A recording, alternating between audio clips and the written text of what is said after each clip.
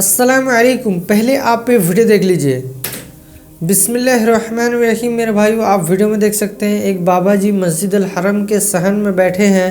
لگ رہا ہے ایسے ابھی بارش ہوئی ہے اور صحن میں پانی جمع ہو گیا ہے. وہ بابا جی جو ہے اسی پانی کو بوتل میں ڈال رہے ہیں اور ڈال کے جمع کر کے لے کے جائیں گے اور ان سے یوز کریں گے. اگر ان سے پوچھا جائے کہ آپ یہ پانی کو کیوں جمع کر رہے ہیں تو وہ بتائیں گے کہ یہ بہت متبرک پانی ہے، اس کو ہم لوگ تبرک کے طور پر یوز کریں گے.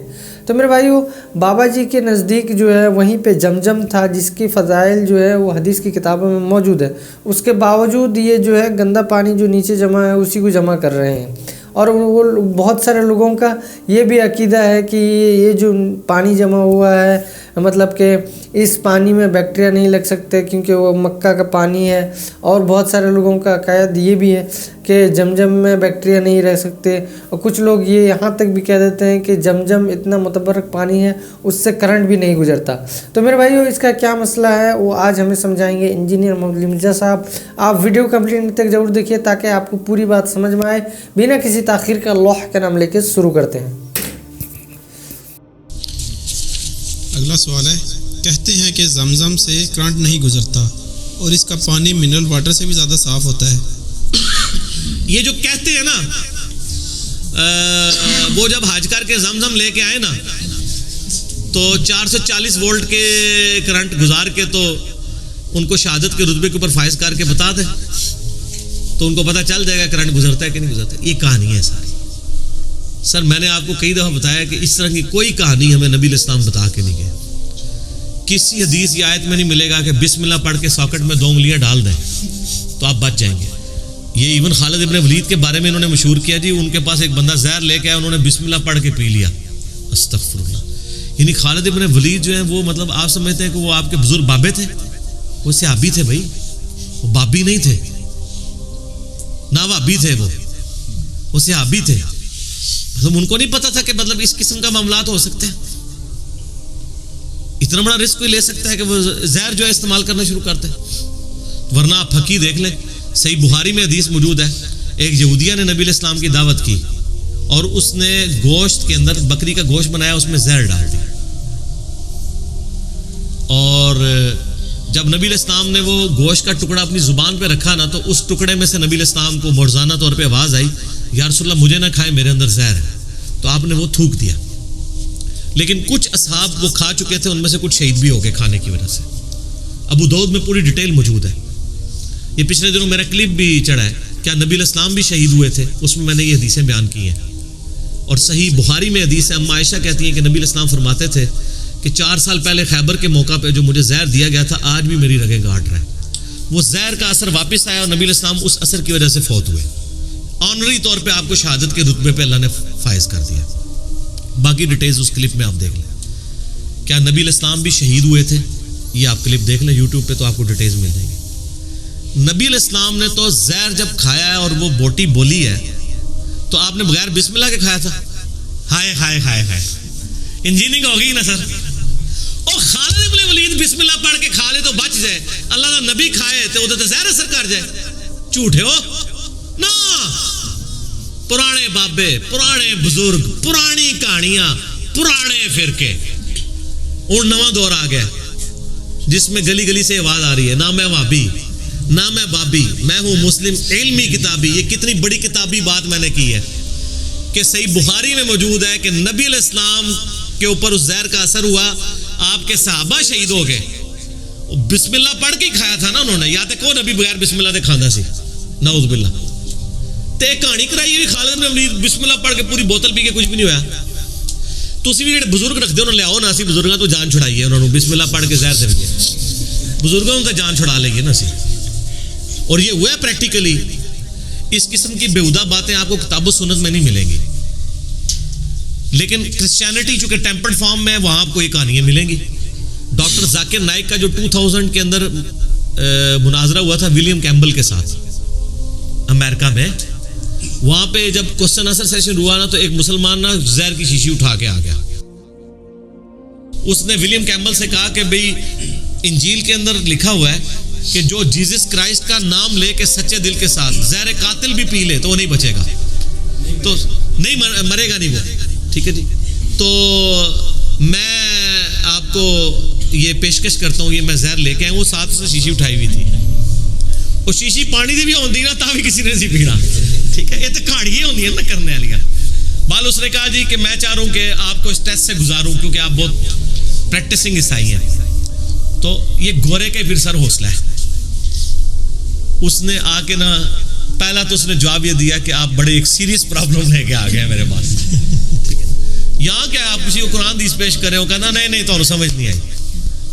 تو اس نے کہا دنیا کا کوئی عیسائی آ جائے, ویٹیکن سٹی کا پاپ ہی یہ کام کر کے بتا دے, لیکن آپ کو قرآن حدیث کہیں نہیں کہتا جی وہ امام کعبہ بسم اللہ پڑھ کے زہر کھائے تو بچ جائے گا, نہیں کوئی حدیث میں نہیں ہے. بل آپ کا اپنے بزرگوں کے بارے میں دعویٰ ہے, تو ہم کہتے ہیں سارے بزرگوں کو آپ ایک ڈنر پہ بلائیں, اس کا خرچہ میں کرتا ہوں, ٹھیک ہے. ان سے تو جان چھڑائے نا, جن کی بزرگی مانی بھی ہو تو ان کی ویڈیو بھی ہم بناتے ہیں, اس کے بعد ان کی شہادت ہونے کی لائیو ویڈیو بھی چڑھا دیں گے تاکہ پچھلے لاکھوں لوگ توبہ تو کر لیں کم از کم. چاند بزرگوں کی قربانی سے اگر لاکھوں لوگ کتاب و سنت کے منہج پہ آتے ہیں تو یہ کوئی بہت بڑی بات نہیں ہے. اور ان کے بھی بارے میں آپ نے ٹینشن لینے, وہ شہید ہی ہو گئے ہوں گے, ٹھیک ہے, شہید ہوئے نا. اپنا بزرگ مر جائے شہید, دوسرے کا مر جائے تو وہ کہتے ہیں نہیں ہلاک ہوا, مقتول. اپنا بزرگ رحمت اللہ علیہ, دوسرا بزرگ مرحوم, لعنت اللہ. ٹھیک ہے. تو یہ پریکٹیکلی کر کے دیکھ لیں, یہ ساری کہانی ہے جی. زمزم میں سے کرنٹ گزرتی ہے سر, زمزم پانی ہے. دنیا کو اللہ تعالیٰ نے فزیکل فینومینا آف نیچر کے ساتھ جوڑا ہوا ہے. کوئی اس طرح کی ایکسٹراڈنری چیز آپ زمزم سے آبزرو نہیں کریں گے.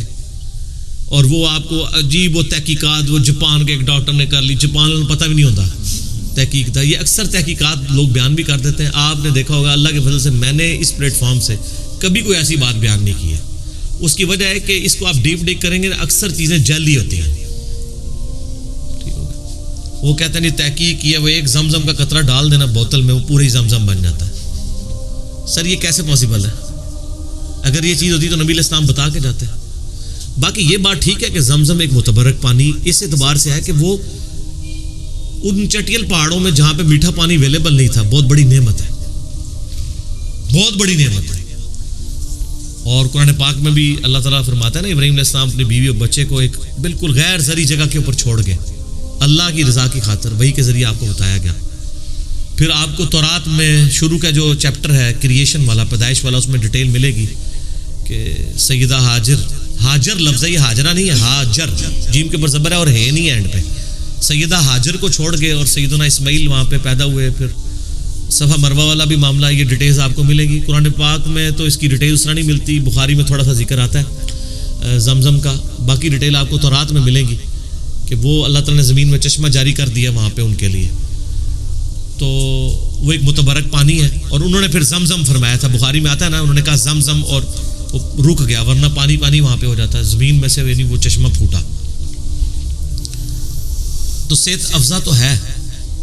حتیٰ کہ بخاری مسلم میں آپ کو واقعہ معراج کی جو حدیثیں ملیں گی نا, ان میں الفاظ ہیں کہ نبی علیہ السلام فرماتے ہیں کہ حضرت جبرائیل علیہ السلام جنت سے ایک تشت لے کر آئے, ایک یعنی بڑا سا برتن, اور میرا یوں سینہ چاک کیا, میرا دل باہر نکالا, اور اس تشت میں سونے کا وہ تشت تھا جنتی, اس تشت میں زمزم کے اندر میرے دل کو دھویا. آپ دیکھیں کہ تشت تو آیا ہے جنت سے, لیکن زمزم کتنا متبرک پانی ہے کہ نبی علیہ السلام کا دل اس زمزم میں دھویا گیا, اور اس میں سے خون کا ایک لوتھڑا ریموو کیا گیا, اور کہا گیا یا رسول اللہ یہ دنیا کا حصہ تھا جو آپ کے دل سے نکال دیا گیا, اور پھر میرا دوبارہ سے سینہ جوڑ دیا گیا. ظاہر ہے یہ معجزہ ہو رہا تھا. نبی علیہ السلام یہ سب کچھ دیکھ بھی رہے تھے اور فوت بھی نہیں ہوئے. یہ پورا بائی پاس آپریشن اس وقت تو وہ اس طرح کی ٹیکنالوجی بھی نہیں تھی. اور صحیح بخاری مسلم میں آتا ہے, صحابہ کرام کہتے ہیں ہم نے آپ کے سینے کے اوپر باقاعدہ سلائی کے نشان بھی دیکھے تھے, وہ جو آپ کا سینہ چاک کیا گیا تھا. تو زمزم میں دھویا گیا. پھر صحیح بخاری میں حضرت ابو ذر غفاری کی جو اسلام لانے کا واقعہ ہے نا, وہ آپ حدیث اگر پڑھیں نا تو آپ کو ملے گا. ابو ذر غفاری کہتے ہیں جب میں مکے میں آ کے رہا تو میں کئی دن مکے میں رہا تو صرف زمزم ہی پیا کرتا تھا, تو میری صحت بھی بڑی فٹ ہو گئی. زمزم ایسا پانی ہے کہ جس کے اندر آپ کی یعنی روٹی کی بھی گنجائش پوری ہو جاتی ہے اگر آپ صرف زمزم بھی پیتے رہیں. صحت افزا پانی ہے, یعنی آپ سمجھ لیں باقی اس کو جس طریقے سے بڑھا چاہ کے پیش کیا گیا کہ جی وہ پتہ نہیں کیا سے کیا ہے.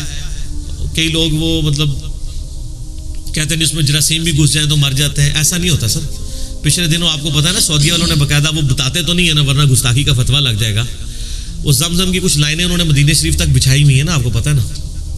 مدینہ شریف تک تو نہیں, مدینہ شریف تک تو وہ ٹرکوں میں جاتے ہیں نا, جو 7-8 کلومیٹر دور مکہ شریف سے جہاں پلانٹ لگا ہوا ہے زمزم کو ٹھنڈا کرنے کا, تو وہاں جو وہ یعنی پائپ لائنز جاری ہوتی ہیں نا, ان پائپ لائنز میں کوئی لیکیج والا ایشو آیا اور انہوں نے یعنی ان کو یہ پرابلم ہوئی کہ یہ اس لیکیج میں کہیں سیوریج کا پانی اور یہ چیزیں شامل نہ ہو جائے, تو باقاعدہ انہوں نے تحقیقاتی ٹیمیں بلائی ہوئی تھی, آپ یوٹیوب پہ دیکھ لیں.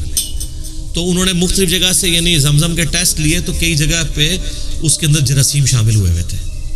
ظاہر سیوریج کا پانی آپ ڈال دیں گے, اگر آپ کہتے ہیں کوئی فرق نہیں پڑتا تو لیں اپنے بزرگوں کو, ہم زمزم کے پانی کے اندر آپ کو جراثیم والا پانی ڈال کے دیتے ہیں, اس کے بعد ایزا ہو جائے, آپ کا پیٹ خراب ہو جائے تو آپ نے گلا نہیں کرنا. کیوں کہانیاں کراتے ہیں؟ اس طرح نہیں ہوتا. تو لیکن وہ ایک اس کو روحانی پھر وہ وجہ بنا لیں گے کہ جناب زمزم کے اندر جراثیم کیسے شامل ہو گئے ہیں. بھئی کس آیت اور حدیث میں لکھا ہے کہ زمزم کے اندر جراثیم نہیں ہو سکتے؟ یا زمزم کے اندر آپ گٹر کا پانی ملا دیں گے تو کوئی فرق نہیں پڑے گا, یا زمزم کے اندر کوئی پیشاب ملا دے گا تو وہ زمزم بھی پاک ہی رہے گا. جی پھکی آئی جائے, اگر ایڈا متبرک پانی ہے تو پیشاب پانے نال پھر متبرک ہی رہنا چاہیے. اس طرح نہیں ہوتا. آپ غلو نہ کریں کسی معاملے کے اندر. اچھا پانی ہے لیکن کرنٹ بھی مارے گا سر, رسک نہ لینا. اس طرح کی چیزیں, یہی وہ لوگ ہیں نا جن کے کہنے پہ لوگ پیروں کے کہنے کے اوپر بچوں کو ذبح کر دیتے ہیں. اسی قسم کے لوگ کہانیاں کراتے ہیں نا, ٹھیک ہے نا. ان کو چلا کاٹنے کے لیے کہتے ہیں زمین میں آپ اتنی سرنگ کھودیں اور چلا کاٹیں, وہ زمین ہی بیٹھ جاتی ہے اور مر جاتے ہیں. یہی لوگ ہیں نا جو کہانیاں کرا رہے ہوتے ہیں. دنیا بقدر ایفرٹ ہے. اور میں نے یہ اکثر بات کی ہے, ایون آپ نے دعائیں بھی پڑھی ہوئی ہو نا, دعاؤں کا اثر بھی اسی وقت ہوتا ہے جب آپ اپنے اوپر تقدیر خود غالب نہ کروا لیں. وہ ناگہانی آفات کے لیے, جیسا کہ ابو داؤد ترمذی میں حدیث ہے, جو پڑھ لے بسم اللہ الذی لا یضر مع اسمہ شیء فی الارض ولا فی السماء وہو السمیع العلیم, اسے کوئی ناگہانی آفت نہیں آئے گی اس دن. 3 دفعہ جو صبح پڑھ لے, جو شام کو پڑھ لے, صبح تک نہیں آئے گی. ناگہانی آفت ہے. اسی طریقے سے مسلم شریف میں حدیث ہے, جو رات کو پڑھ لے اعوذ بکلمات اللہ التامات من شر ما خلق, اسے کوئی موذی جانور بچھو وغیرہ کا ڈسنے کا اثر نہیں ہوگا. ناگہانی ایک بندہ دعا پڑھ کے بچھو کے منہ میں ہاتھ دے دے اور کہ میں دعا پڑھی ہے, انشاءاللہ پھر بھی نہیں بچے گا, کیونکہ یہ ناگہانی نہیں ہے, یہ تقدیر آپ اپنے اوپر خود غالب کر رہے ہیں. ان چیزوں کا تعلق ناگہانی چیزوں کے ساتھ ہوتا ہے, لہٰذا ان چیزوں کو اپنے اوپر غالب نہ کروایا کریں. ٹھیک ہو گیا. تو دعاؤں کو بھی ان چیزوں کو سمجھیں. یہ دیو ملائی کس سے کہانیاں بتانا بند کریں کہ جی زمزم میں سے کرنٹ نہیں لگ سکتی. ٹھیک ہو گیا. تو میرے بھائی امید ہے کہ آپ کو یہ بات سمجھ میں آئی ہوگی اور ویڈیو پسند آئی ہوگی. اگر بات سمجھ میں آئی, ویڈیو پسند آئی تو لائک اور شیئر ضرور کیجیے, اور ہمیں سپورٹ کرنے کے لیے سبسکرائب ضرور کیجیے. ملتے ہیں نیکسٹ ویڈیو میں انشاءاللہ. السلام علیکم ورحمۃ اللہ وبرکاتہ.